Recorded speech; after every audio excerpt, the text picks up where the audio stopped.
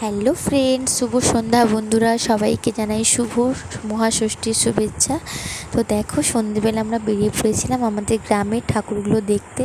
তো দেখো লাইটিংয়ের কাজগুলো কত সুন্দর উপরের দিকে। আর দেখো আমার মেয়ে এখানে যাচ্ছে আমার সাথে, আর আমার একটা যা আছে আমার সাথে। তো দেখো এটা আমাদের গ্রামের ঠাকুর। তো প্যান্ডেলটা দেখো কত সুন্দর।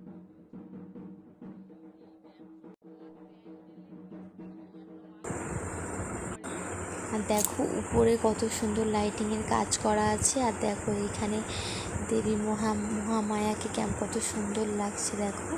আর দেখো, হ্যাঁ দেখো বন্ধুরা, একটু নিচের দিকে দেখতে পাবে। তো নিচে ছোট ছোট ঠাকুর রাখা আছে।